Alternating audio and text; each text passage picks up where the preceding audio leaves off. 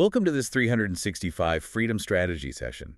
Today we're breaking down the mechanics of FreedomFlow and why systems should handle what repetition used to steal from your business.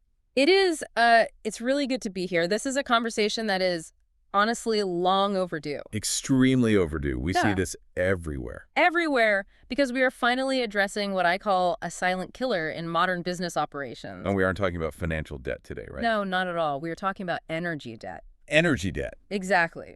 And unlike financial debt, where you get a statement every month telling you exactly how much you owe, energy debt is invisible. Right, until you hit the wall. Until you completely hit the wall. You can't declare bankruptcy on this and just walk away. It stays with you. It stays with you, it accumulates interest, and it drains you until you fix the leak. That is a heavy opener. Energy debt. But I think most people listening to this session know exactly what that feels like. Even if they haven't put a name to it yet. Exactly. It's that 4 p.m. fog, where you know you have work to do, but the engine just won't turn over. You're just staring at the screen. Staring at screen. Exactly. But before we get into the heavy physiology of it, let's set the objective for this session. We need to identify what we call the repetition tax. The repetition tax. Yeah. This is a tax that is currently being levied on almost every workflow we see when we consult with clients. It is everywhere. And we need to establish a core premise right out of the gate here. Ease is not about working harder. No. It is not about simply being faster or, hacking your way to a shorter workday. Right. It is about letting systems inherit the burden of repetitive tasks. That distinction is so vital because we often confuse ease with leisure. Oh, absolutely. People think ease means sitting on a beach. Right. But in a business context, ease is operational fluidity. It is the complete absence of friction. It's the difference between sliding on ice and dragging a sled over gravel. That is the perfect analogy. And the primary source of that friction, the gravel in the gears, is almost always the manual repetition of tasks that should be static. Which sets the stage for what we're doing today. We are going to do a granular analysis of why feeling organized often masks deep inefficiency. Because feeling organized is not the same as being efficient. Not at all. We need to dissect the difference between being busy and being effective, because they're often diametrically opposed. Let's move into the first section here, the repetition tax and the illusion of normalcy. When we look at the data and the patterns we see in the field with actual operators, we really have to define the problem clearly. We're talking about tasks that are repeated daily or weekly without conscious thought. Without conscious thought, that's the kicker right there. It is. Why do we call it an illusion of normalcy? Why do smart, highly capable entrepreneurs look at this waste and think it's just fine? Because it hides in plain sight. Exactly. The without conscious thought part is dangerous. Because these tasks are routine, they become invisible. If you ask a business owner what they did today, they will list the big things. Oh yeah, they'll say, I had 3 big meetings, I solved a massive crisis, we launched the product. Or closed a big sale. Right. They will rarely list the 45 minutes they spent rewriting a to-do list. Or the 20 minutes spent looking for a file structure they've created 100 times before. Or 10 minutes formatting an email that is identical to the one they sent yesterday. Because it is routine, it just disappears from their awareness. It becomes background noise. But, and this is critical, it does not disappear from their energy bill. It's like a background app running on your phone, exactly. You don't see it on the screen. You aren't actively using it, but it's there. Pinging the server. Draining the battery, heating up the device. Precisely. And we accept it because we equate activity with productivity. It's a legacy mindset. It is a complete hangover from the industrial age. Back then, output was physically visible. If you were on the assembly line moving your hands, you were working. Right. We feel that if our fingers are moving on the keyboard or if we are clicking a mouse, we are being productive. But we have to clarify the cost here. The cost isn't just time. No, people obsess over time management. They count minutes on the clock. They say, oh, I wasted 10 minutes. But you can waste 10 minutes staring out the window, and it might actually be restorative. Very true. The primary cost of repetition is energy. Let's unpack that concept, the energy drain. Because I think a lot of high performers, they treat their energy like it's infinite. They really do. They think, I'll just push through. I'll drink another coffee. I'm a grinder. And that is exactly why they burn out. You have to think of your cognitive capacity as a battery. Or even better, like RAM in a computer. Yes. Every single time you perform a manual task, even a tiny one, it requires a withdrawal from that reserve. It consumes glucose. It fires neurons. Yeah. If you have to recall the format for a weekly report, that is a withdrawal. If you have to remember the 5 things you need to check before you publish a post. That is a withdrawal. It is a biological event that costs physical resources. So it's not just the doing of the task, it's the accessing of the information required to do the task. Exactly. It's the retrieval cost. You have to go into the library of your brain, find the file, pull it off the shelf. Open it up, read it. That takes effort. And the key concept here is that every time a task is manually repeated, that withdrawal happens again. It's not a one-time fee. No. It's a subscription model you didn't sign up for. I love that framing. You are paying a monthly subscription of your own serotonin, your glucose, and your executive function just to maintain the status quo. A subscription model for your own brain power. And the absolute worst part is, the price usually goes up the more tired you get. Oh, without a doubt. It is significantly harder to retrieve that file at 4 in the afternoon than at 9 in the morning. Correct. The efficiency drops as the battery drains. But surely some repetition is necessary, right? We have to brush our teeth every day. We have to eat. Where do we draw the line between necessary repetition and this repetition tax? That brings us to the idea of hidden friction. We have to distinguish between creative work and administrative friction. This is a crucial distinction because we aren't telling you not to work. No, we are saying don't do this specific kind of work manually. Right. Creative work requires unique input. If you are designing a strategy or writing new marketing copy, Or solving a complex personnel issue. or negotiating a deal, Yeah. that requires your unique brain power. That is variable work. The input changes every time. The context changes. Exactly, and you need your full battery for that. Administrative friction, on the other hand, is work that requires identical input repeatedly. So if the input is identical, meaning I'm typing the exact same sentence I typed yesterday, or clicking the exact same sequence of 6 buttons, That is friction. that is waste, pure and simple. If you are doing it manually, you are paying a tax on your own attention span. You are acting as a human conveyor belt. For data that doesn't need a human to move it, And the cumulative effect is what kills the strategic mind. it really is. Small daily drains aggregate. By Friday afternoon, that complete exhaustion you feel isn't usually from the big decisions. It is from the thousands of micro decisions and manual repetitions you forced your brain to process all week. It's death by 1,000 paper cuts. You don't bleed out from one. No, you bleed out because you ignore them until there are just too many. You end the week feeling battered, not because you fought a bear. Which would be a noble creative battle. Right, but because you fought a swarm of mosquitoes. And mosquitoes serve absolutely no purpose other than to drain you.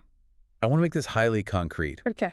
Because abstract concepts are easy to nod along with, but they are hard to implement. We need real-world application. Exactly. We have a specific case study in our client files that illustrates this perfectly. Let's move to section 2. Case study analysis. The list writer. The list writer. This one is a classic. It really resonated with me personally. I think I used to be this exact person. So many high performers are. We had a client, a very capable business owner, successful by almost every metric. Extremely intelligent. Very sharp.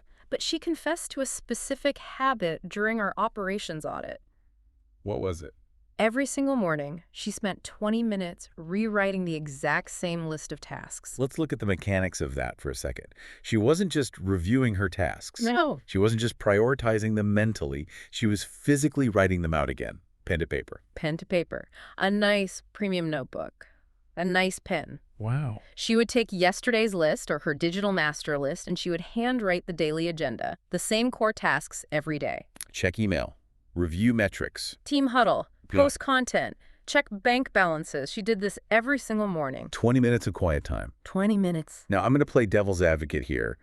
On the surface, this looks like discipline. It does. It looks like focus. It looks like someone who is completely on top of their game. A lot of productivity gurus actually tell you to write your goals down every day. Yeah. They say it centers you. They do say that. So what is the actual problem here? Why do we classify this as a trap? It is a great question. And you are right. It looks like discipline. It looks like hard work. But we have to analyze the psychological trap happening under the surface. Okay, let's analyze it. She didn't do it because she was disorganized. Right. She didn't do it because she needed to remember the tasks. She already knew them. Exactly. She did it because it was her specific method for feeling organized. Feeling organized, that is a massive distinction. We have to separate the feeling of control from the reality of operational efficiency. So it's about the emotional payoff versus the operational payoff. That is exactly it. It is the dopamine hit. Writing the list feels like work. It feels like you are organizing your entire world. It lowers your morning anxiety. Checking off the box that says make the list, even if it's just a mental box, gives you a chemical reward in the brain. It tells you, good job. You are working, you are busy, you are responsible. But operationally, Operationally, it is pure inefficiency.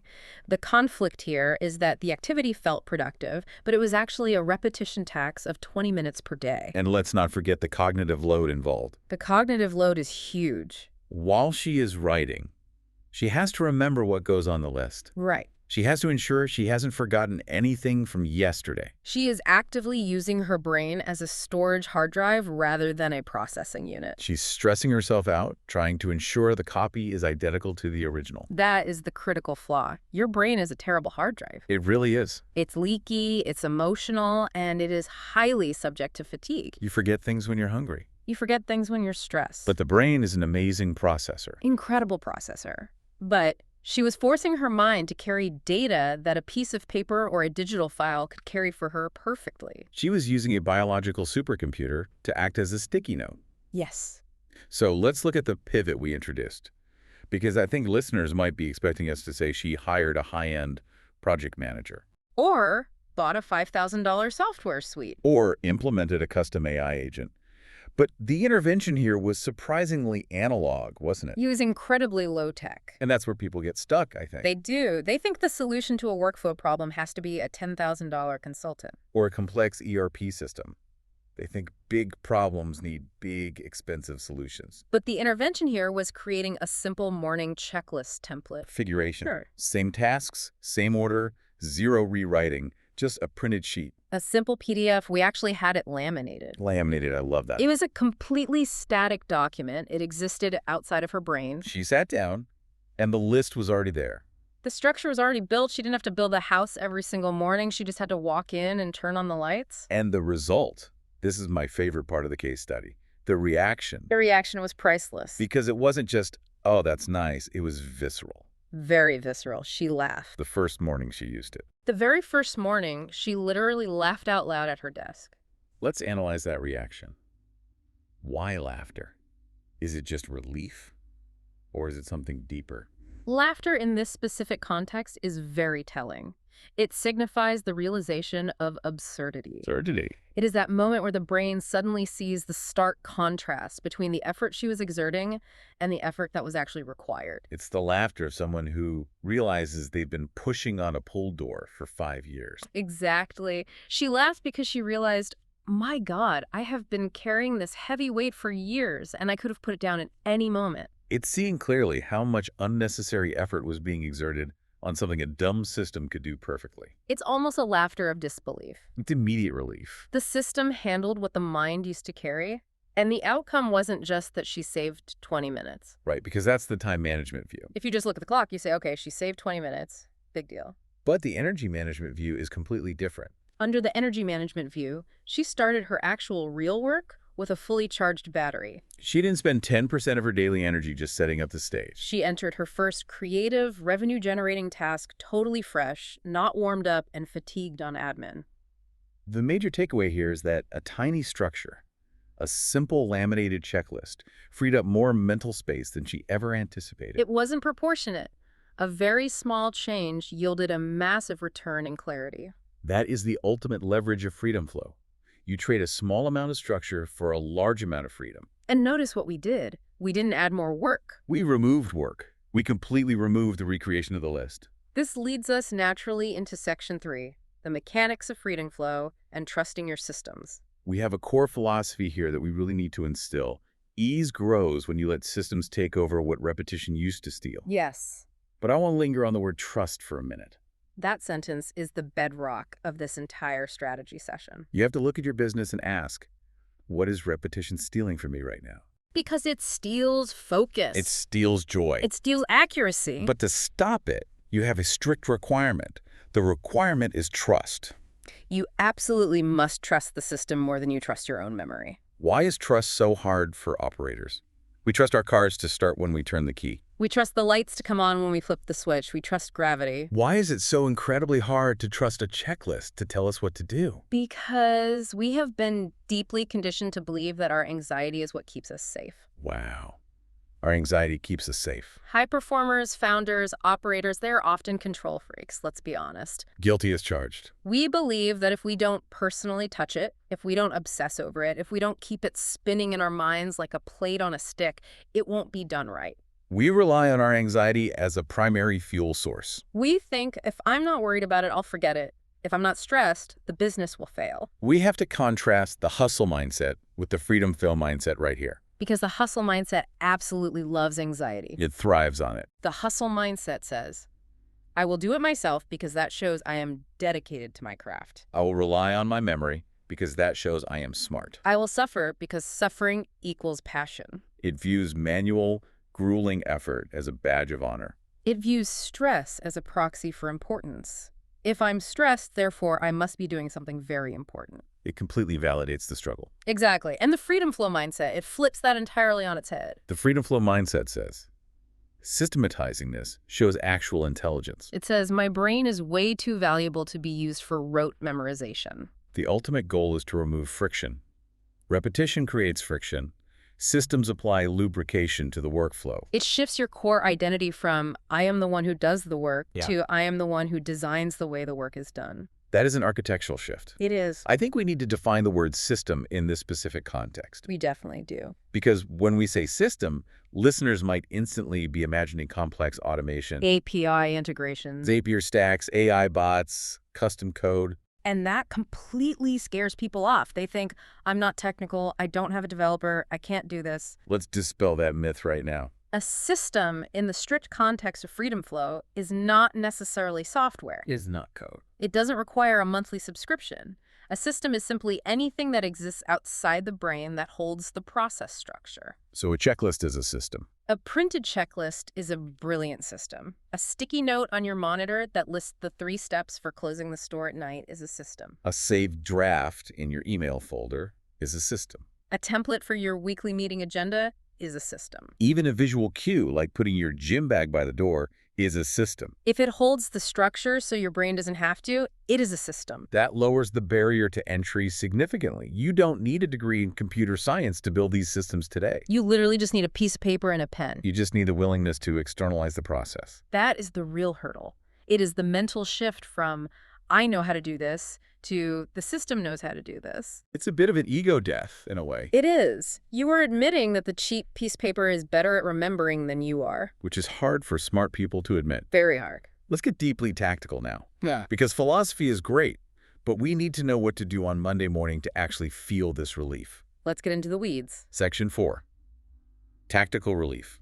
Small structures, high ROI. We have another core quote for this section. Flow grows through small efficiencies, not big overhauls. This is exactly where we see so many businesses fail. They wait for the big overhaul. They say, we're disorganized right now, so next quarter we are going to migrate everything to a brand new project management suite. And we are going to retrain the whole staff. And rewrite the entire operations handbook. It's the New Year's resolution syndrome applied to business. I'm going to change absolutely everything all at once. And what happens in the meantime? They continue to bleed energy every single day. They endure massive daily friction because they are waiting for the savior of the big overhaul. The critical error is thinking that you fix energy leaks with a sledgehammer. You don't. You fix them with a sealant. You fix them with tiny, precise adjustments. We need to explain the reality of the tiny system. Why does a single checklist yield a higher return on investment regarding your energy than a massive organizational pivot? Because of implementation speed and adoption rate. You can implement a checklist in 5 minutes. You can start using it today. The relief is instantaneous. A massive overhaul takes months. It creates chaos. It breeds resistance from the team. It requires extensive training. And honestly, it often fails entirely because it's just too much change at once. A tiny system pays you back immediately. It's a difference between planting a slow-growing oak tree and planting a garden of fast-growing vegetable. You get to eat the vegetables this week. Exactly. Let's look at specific tactical examples of these tiny systems. We mentioned the checklist for morning routines. That removes the need to remember what comes next. But let's look at communication. Communication is a massive energy leak for almost every operator. Think about the save draft or the email template. This is arguably the highest leverage point for most modern workers. I think everyone listening has those 5 or 6 emails they send over and over and over again. Where's the invoice? Here is the link to our meeting. Thank you for applying for the role. Here's our updated pricing guide. If you are typing those out from scratch every single time, Or even if you are searching your sent folder to find an old one to copy and paste. you are battling the blinking cursor paralysis. The blinking cursor is a formidable enemy. It stares at you. It demands creativity. It says, entertain me. Write something brilliant. It demands creation. It demands that you formulate a brand new sentence. Even if you know exactly what to say, you still have to physically form the words. You have to check the tone. Is this too aggressive? Is this too soft? A saved draft completely eliminates that. You open it, you personalize the first name, you send it. You turn a 5-minute creative task into a 30-second administrative task. You dramatically lower the activation energy required to do the job. Activation energy. That's a term from chemistry, right? It is. It's the exact amount of energy required to start a reaction. In work, the hardest part is often just starting. If I have to write a complex email from scratch, the activation energy is very high. I might put it off. I might scroll social media instead. Exactly. But if I just have to fill in a blank on a pre-written template, the activation energy is near zero. I can do it even if I'm tired. I can do it before I've had my morning coffee. And what about the reusable flow? This applies to things like weekly reporting or content creation. If you write a weekly report, do not ever start with a blank page. Have a document that already has the headers built in. Wins, losses, core metrics, priorities for next week. And you just fill in the blanks. The structure is the container. You just pour the liquid in. When the container's already there, the liquid flows straight. Without the container, you make a huge mess on the floor. That is a great visual. Let's do the ROI calculation right here. Because we are talking about serious business strategy, and business owners love math. We need to prove this makes hard financial sense. The math is undeniable. Let's say it takes you 10 minutes to set up an email template one time. That is your initial investment. 10 minutes of focused time. Now, let's say that template saves you 2 minutes every single time you do the task. It doesn't sound like much on the surface. 2 minutes. I can waste 2 minutes adjusting my chair. But look at the aggregate data. If you do that task daily, you save 10 minutes a week. In a year, you have saved over 8 hours. That is a full workday reclaimed from one 10-minute investment. A 10-minute investment yielding an 8-hour return is a 4,700% return on investment. There is no stock market on earth that gives you that kind of return. And that's just one tiny task. Exactly. Multiply that by 10 basic templates. You have suddenly reclaimed 2 full weeks of work. 2 weeks. That's a vacation. That's a dedicated strategy retreat. That's time to learn an entirely new skill. That is the compound interest of ease. You put a penny in the bank today and it pays you dividends forever. You are actively investing in your future self. You are giving your future self the ultimate gift of time and energy. You are being a good boss to yourself. And let's be honest, most entrepreneurs are terrible bosses to themselves.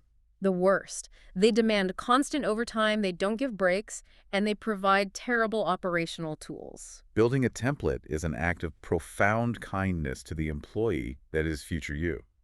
So how do we actually do this? Let's move to Section 5. Implementation. Moving from manual to templated. We need to help our listeners identify the target. Because they might be listening and thinking, everything I do is unique. My business is special. I can't template my genius. You have to become a ruthless hunter of repetition. You have to observe your own work week with a highly critical eye, almost like an outside consultant watching you work from the corner of the room. How do you spot the repetition? You look for things done daily or weekly. But more importantly, you look for the internal emotional signal. The emotional signal. Yes, look for tasks where you internally find yourself thinking, here we go again. Or, I cannot believe I have to type this out again. That heavy sigh of boredom. That subtle rolling of the eyes when a specific type of email lands in your inbox. That is your signal. That is the repetition tax being levied in real time. Frustration is a data point. It is the most valuable data point you have as an operator. If you are frustrated by a routine task, it means you have outgrown it. It means your brain is bored. The human brain hates boredom. It wants complex challenge. If you feel like a robot, A robot should be doing it, or at least a system should be holding it. Let's lay out the action plan. Step 1. Choose one single place in the day to simplify. One place. Do not try to template everything at once. That is the big overhaul trap again. You will get overwhelmed and you will quit by Wednesday. Pick one friction point. Maybe it's your morning startup routine. Maybe it's your Friday wrap-up. Maybe it's the exact email you send to onboard new clients. Just pick one. Step 2. Stabilize the process. This seems incredibly important. It is critical. Do not ever template a broken process. If your morning routine is chaotic, ineffective, and full of tasks you don't even need to do, don't make a laminated checklist of the chaos. Simplify it first. Cut the fat. Ensure it is highly stable, then, and only then, turn it into a template. As Bill Gates famously said, automation applied to an efficient operation will magnify the efficiency. But automation applied to an inefficient operation will just magnify the inefficiency. You do not want to become highly efficient at wasting your own time. So the very first step is actually elimination. Always. Review the list. Ask yourself, do I actually need to do this step? If the answer is no, completely delete it. If the answer is yes, then you template it. Stability requires simplicity first. And step 3, build the reusable flow. Make it physical. Write it down. Save the file. Create the keyboard shortcut. Lock it in so that tomorrow you do not have to think about it. Put it exactly where you do the work. If the work is in your email client, put the template in the email client. If the work is at your physical desk, put the checklist on the desk. Reduce the physical and digital distance between the need and the tool. Ultimately, the core goal here is reclaiming space. We need to be crystal clear about this. The objective isn't just to move faster. We aren't trying to turn you into a speed worker so you can just cram more grinding into your day. That's the hustle trap again. I saved 10 minutes, so now I can do 10 more minutes of grueling work. It's about quality of mind. It is about having attention for what actually matters. When the system holds the routine, the mind is totally free for the strategic. You cannot think about the future of your company, or the culture of your team, or your next big product line if you are mentally occupied with remembering to attach a PDF to an email. You have to clear the weeds to see the horizon. Perfectly stated. When the background noise of repetition quiets down, the signal of strategy gets significantly louder. That is the ultimate promise of FreedomFlow. This has been a dense session, but the core takeaway is simple. Stop paying the tax. Stop renting your own productivity. Own this system. Build the asset. A template is a business asset. A manual task is a liability on your balance sheet. Shift your balance sheet. I want to circle back to the case study, again, the list writer, because I think there's another layer to the psychological trap we barely touched on. Let's dig into it. We talked about the dopamine hit, but what about the sunk cost aspect? Oh, absolutely. This is the IKEA effect. The IKEA effect. Yes. We intrinsically value things we create more than things we inherit, even if what we inherit is objectively superior. She valued the handwritten list she created that morning more than a printed template because she had sunk cost into it. She had invested physical effort. She was addicted to the feeling of creation, even though she was creating the exact same thing every single day. It's like baking a cake from scratch every single day just to eat a plain slice of bread. It was a terrible investment of energy. It's like building a car from parts every morning just so you can drive to work. Yes, you built a car, that's impressive. But you're 4 hours late for work. The goal of the list isn't to be written. The goal of the list is to direct action. That is a key distinction. The list is merely a tool, it is not the product. Correct. And when she realized that, when she laughed out loud, she realized she had been treating the map as the destination. She was spending so much time meticulously drawing the map that she wasn't walking the path. I want to drill down on decision fatigue, too. We mentioned it briefly, but how does a simple template really mitigate that? People think decision fatigue only applies to massive strategic stuff. Like, should we buy this competitor? Or should we pivot the entire marketing strategy? But decision fatigue is completely indiscriminate. It does not care about the size of the decision. It only cares about the volume. Think about what happens when you stare at a blank page just to write a daily agenda. You have to ask yourself a series of complex questions. What did I do yesterday? What is actually urgent today?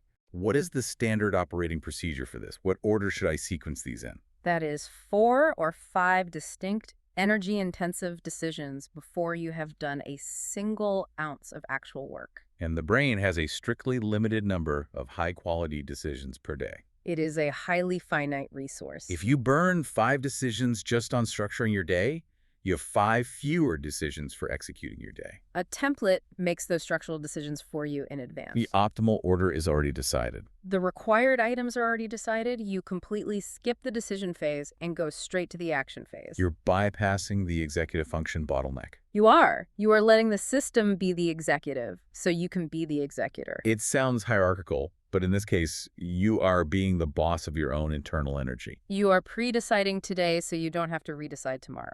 I want to touch on the hidden friction again. We talked about creative work versus administrative friction. Can you give us another example of where this shows up? Maybe not in list making, but out there in client interaction. Yes, client interaction is perfect. Let's look at a client who handles customer support or direct sales inquiries. They might get 10 emails a week asking for standard pricing. How much does your service cost? Simple question. Very standard inquiry. Now, the friction happens when the business owner thinks, I need to answer this personally to show I really care about them. So they sit there and type out a slightly different version of the exact same answer 10 different times. They falsely think customization equals care. They think if I automate this response, I'm being a cold robot. But here's where the friction destroys the process. The quality of their manual answer usually degrades over time. Dramatically. The first answer on Monday morning is great. It's warm, detailed, accurate. The 10th answer, written at 4 p.m. on a Friday afternoon, is short, maybe has a typo. Maybe misses a key detail because they are just tired and want to go home. They might forget to attach the pricing PDF because they are rushing. So the manual repetition actually hurts the quality of the output.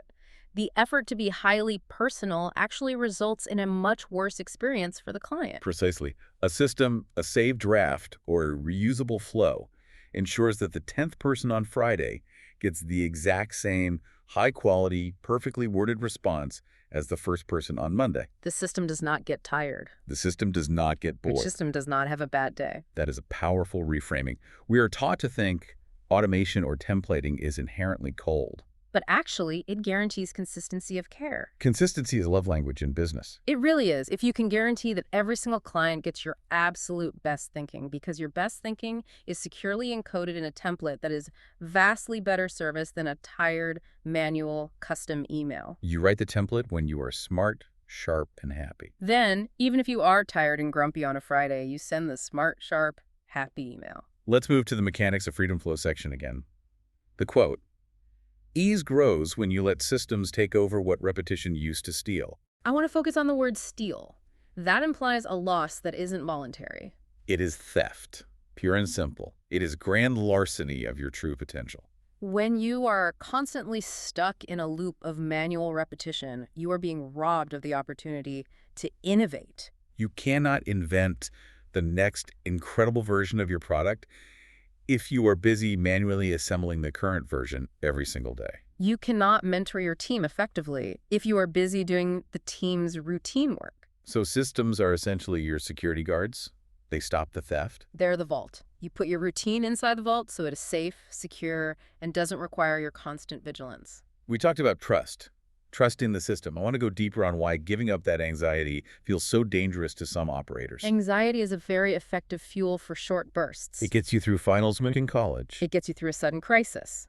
But it is a very dirty fuel. It burns dirty. It leaves toxic residue. If you run your business engine on anxiety for 10 years, the engine completely breaks. FreedomFlow argues that stress is a sign of system failure. If you are stressed about merely remembering a task, your system is broken. Stress is a sign of system failure. That is one listeners need to write down right now. It is absolute truth. If the system is robust, the mind can be totally calm. The checklist remembers, so you don't have to. You can actually relax. And for a lot of hard-driving entrepreneurs, relaxing genuinely feels like failing. We have to break that psychological association. Relaxing just means the system is working perfectly. Let's re-examine the definition of a system. You said it doesn't mean expensive software. It is anything that exists outside the brain. I love the idea of a save draft as a system. Can we expand on that just a bit more? A save draft is a perfect microsystem. Think about the pure energy required to initiate an email from a blank slate. You have to find the correct recipient, think of a compelling subject line, think of the appropriate opening salutation. A saved draft has all of that preloaded. It completely eliminates the activation energy. We talked about activation energy, but let's talk about switching costs too. Right, context switching. Every single time you switch from doing the work to thinking about how to do the work, you lose massive amounts of time. A template keeps you locked in doing mode. You don't have to violently switch gears. You stay deeply in the flow. That directly connects to the ROI calculation we did in Section 4. Yes. You mentioned the compound interest of ease. Let's play that out over a longer timeline. Let's do it. Let's take the reusable flow for weekly reporting again. Let's say that saves you 30 minutes a week. 30 minutes a week is 25 hours a year. That is 3 full work days. 3 entire days. That is a long weekend. Ask yourself, what could you do with 3 full days of uninterrupted strategic focus? You could map out an entirely new product line. You could take a leadership retreat. You could simply rest and recover so you are much sharper for the next big challenge. And remember, that's just from one single system. Right. A typical business is a collection of hundreds of these small processes. If you systematize just 10 of them, you might reclaim an entire month of time per year. That is not marketing hyperbole. That is the literal math of efficiency. And that month is completely free. You didn't hire anyone new. You didn't work any harder. You just stopped needlessly repeating yourself. But the big overhaul is the enemy here. Flow grows through small efficiencies. Why do we consistently resist the small stuff? Why do we roll our eyes at saving just 2 minutes? Because our egos want big, dramatic wins. We want to slay the dragon. We do not want to sweep the floor. Fixing a daily checklist feels like sweeping the floor. It feels humble. It doesn't feel heroic. But the clean floor is what allows for the beautiful dance. That is beautifully put. You cannot perform at a high level on a cluttered stage. At the small efficiencies completely clear the clutter, and frankly, waiting for the big overhaul is often just a sophisticated procrastination technique. How so? An operator will say, I can't fix my broken workflow today because I'm waiting for the new enterprise software implementation in Q3. Right. Yeah. It gives them an excuse to stay broken today. It gives them permission to keep paying the repetition tax because relief is supposedly coming. But real relief isn't coming unless you physically build it. Relief is a construction project. It is not a weather event. You have to build it brick by brick, and the bricks are small templates. Let's talk about the blinking cursor paralysis one more time. That phrase really struck a nerve with me. It's such a universal experience. It is the ultimate confrontation with the void. When you look at a totally blank screen, the possibilities are infinite. The brain hates infinite possibilities when it is just trying to execute a specific daily task. It wants boundaries. It wants a clear path. A template provides that path. It creates necessary constraints. Fill in this specific box. Answer this one question. It miraculously turns an open-ended creative challenge into a closed-ended administrative task. And the brain can process administrative tasks much faster and way less energy than creative ones. So we are essentially tricking our brains into finding the work significantly easier. We aren't tricking it. We are fully optimizing it. We are using the brain for what it is actually designed for, processing existing information. Rather than forcing it to generate structure from scratch every single time. Moving to Section 5 again. Implementation. Identifying the target. You said to look for the here we go again feeling. Can you give us some more clinical symptoms of a task that desperately needs a template? Frustration is a massive symptom, but also look very closely for procrastination. If you feel a sharp spike of internal resistance when a certain standard task lands on your desk, that is a huge sign. Why are you resisting it? Usually because the invisible friction is just too high. Déjà vu is a warning sign. Yes. If you have done a task 3 times manually, you are guaranteed to do it a 4th. By the 3rd time, you should already be building a system. Another major symptom might be inconsistency. If you find yourself doing the routine task slightly differently every time. That is a huge red flag for quality control. If you do it differently, the end results will be different. If you want consistent, high-quality results, you desperately need a consistent process. That absolutely requires a template. The action plan involves stabilizing the process before templating. Can we dig into that a bit more? What actually happens if you template a bad, bloated process? You just scale your own inefficiency. If your morning routine list is full of junk you don't actually need to do, and you create a rigid template for it, you have just guaranteed that you will do that junk forever. You have literally cemented the waste into your foundation. So the very first step is actually elimination. Review the list. Do I actually need to do this? If the answer is no, kill it immediately. If the answer is yes, then template it. Stability requires simplicity first. And finally, step 3. Build the reusable flow. Make it physical. Why is it so important to get it completely out of the head and into the physical or digital world? Because the human brain is a highly volatile storage medium. It is deeply affected by lack of sleep, hunger, stress, and random distraction. A Google Doc is not affected by how much coffee you had this morning. A printed, laminated checklist is not affected by the argument you just had with your spouse. Systems are entirely stoic. Systems are flawlessly reliable. We want to permanently transfer the burden of memory to something that literally cannot forget. I want to circle back to the ultimate goal. We talked about reclaiming space and having attention for what matters. Let's paint a picture of what that actually looks like in practice. What does a FreedomFlow business owner look like compared to a repetition tax business owner? The repetition tax owner is frantic. They are constantly switching contexts. They are always busy, but feel like they aren't actually moving the needle forward. They end the day completely exhausted and often feel like they need to work nights or weekends just to catch up on the administrative work they created for themselves. They are the ultimate bottleneck in their own company. And the FreedomFlow owner? They are calm. They move with extreme intention. When they sit down to work, they know exactly what to do because the system clearly presents the very next step. They have firm boundaries. They actually have energy left over at 5 p.m. for their families or their personal hobbies. They are highly strategic. They totally trust their operations. They trust that the business runs securely on rails, not solely on their own shoulders. That is a profound paradigm shift. From Atlas holding up the entire world to a conductor smoothly driving a train. That is the ultimate goal. You are the architect and the driver. You are not the road itself. I want to ask about the reaction of the client again. Yeah. She laughed. But I imagine some people might have a very different reaction. Some might cry. We have seen that too. Tears of deep frustration for the years of time lost. They ask, why didn't I do this 5 years ago? That regret can be a huge mental barrier. It can be. But as the saying goes, the best time to plant a tree was 20 years ago. The second best time is today. You cannot reclaim the energy you wasted in the past. You can only fiercely protect the energy you have today and tomorrow. So don't let the regret stop you from building the checklist right now. Use the regret. Let it fuel the operational change.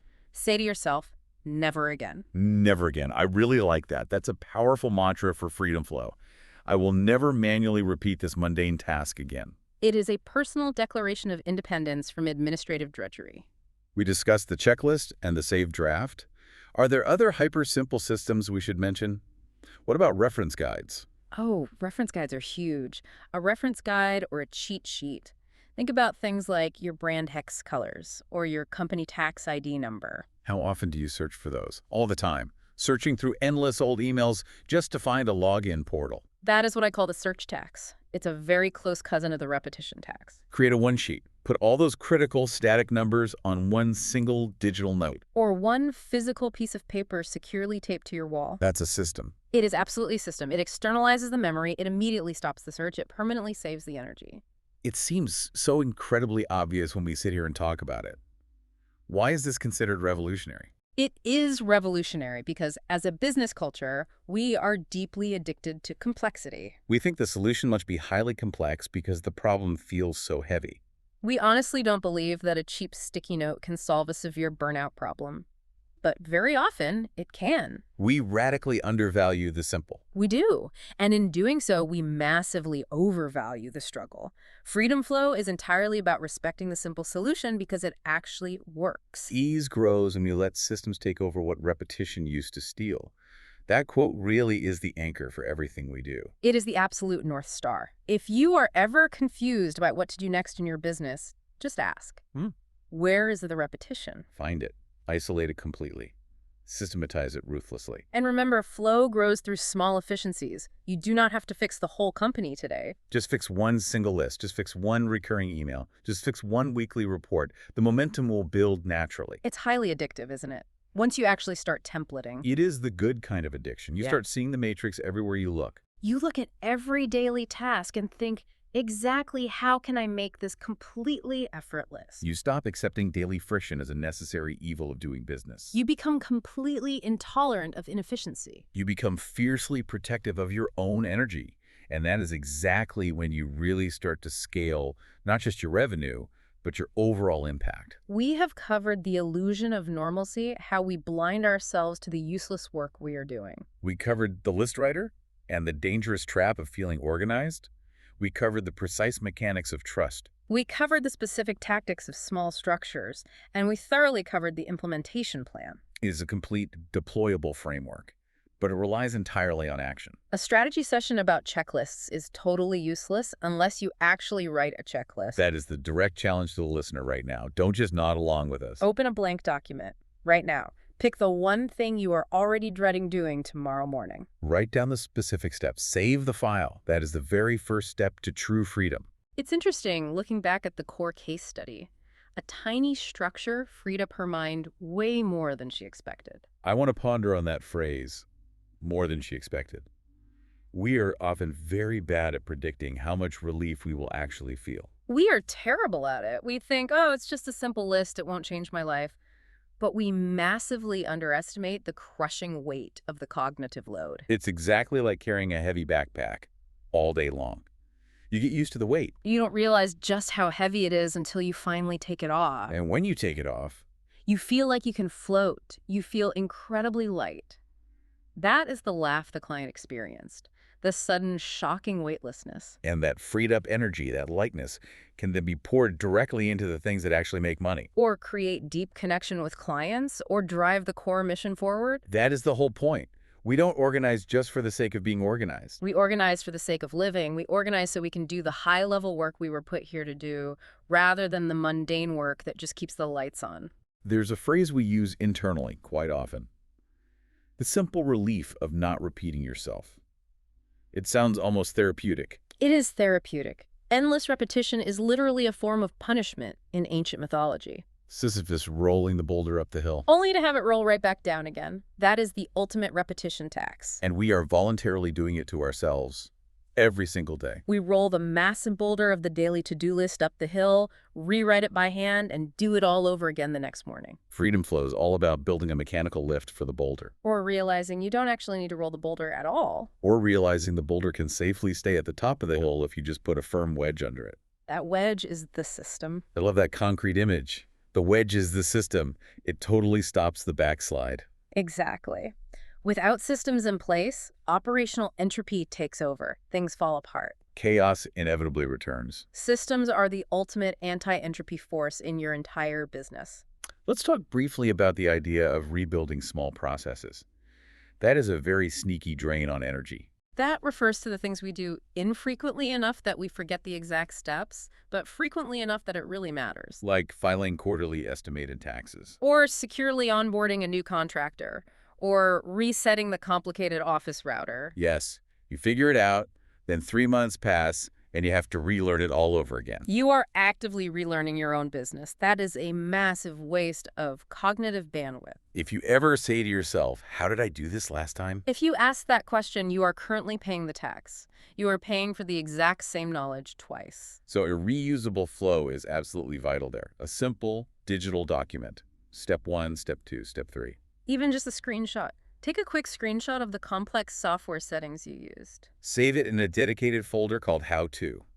Next time, just look at the picture. Visual systems. Visuals are highly powerful. They bypass the language processing center and go straight to instant recognition.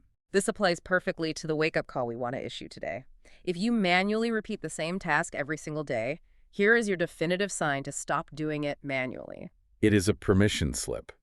Many driven business owners feel they need external permission to stop grinding so hard. They falsely think if it's not grueling, it's not valuable. We are giving you official permission. It is highly okay to make it easy. In fact, it is operationally necessary. Systems completely remove the friction repetition creates. Friction is heat. Heat is lost energy. If you run a mechanical engine with too much internal friction, it burns out and seizes up. If you run a modern business with too much friction, the owner burns out. It is just simple physics. You cannot cheat physics. So FreedomFlow is essentially premium lubrication for the business engine. It is the synthetic oil. It keeps all the moving parts operating smoothly without overheating the core. Repetition is one of the biggest hidden drains in your entire work life. Hidden. That is the word I keep coming back to. Because it hides right in plain sight. It looks exactly like work. It sounds like fast typing. It feels like highly important busyness. But it is a massive drain. You have to put on the FreedomFlow glasses to really see it. You have to look at your day objectively and ask, is this net new creation Or is this just repetition? And if it is repetition, Automate it, delegate it, or template it. In this specific context, we are heavily focusing on templating because it is the highest immediate leverage for the solo operator or small team. it costs absolutely nothing but a few minutes of upfront setup. And the back-end return is nearly infinite. We are approaching the end of our session today. I really want to leave the listeners with a profound challenge. Not just to make a simple checklist, but to fundamentally change their relationship with their own effort. Stop equating personal suffering with professional success. Stop equating manual repetition with extreme diligence. Embrace the high intelligence of the system. Let the cheap paper do the hard work so your expensive mind can do the strategic thinking.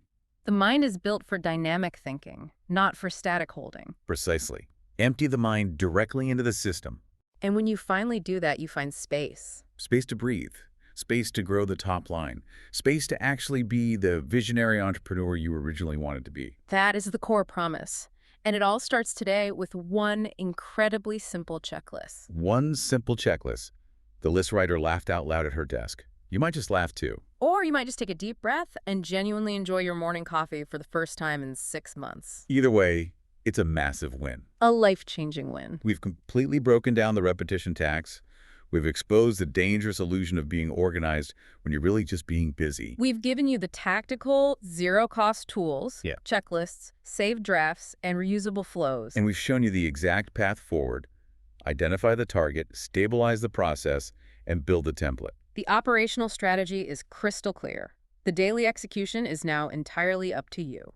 If you're ready to stop repeating yourself and start building real ease into your workflow, visit 365 Freedom online to join the community. This has been a 365 Freedom Strategy Session.